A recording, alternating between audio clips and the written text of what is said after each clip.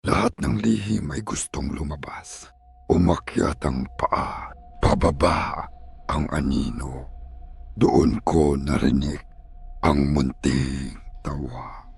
Hindi tao ang titig na yon. Malamig, matiyaga, at nanliliit sa liwanag. Walang eksena ang pari. Walang sigaw. Tanging panalangin na parang kutsilyong dahan-dahang hinuhugot.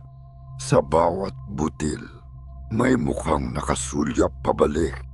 Umuungol ang kahoy. Parang ginagawang bibig ang sariling ugat. Humihinga ang tunog, hindi ang katawan. Lahat ng bilog ay mata.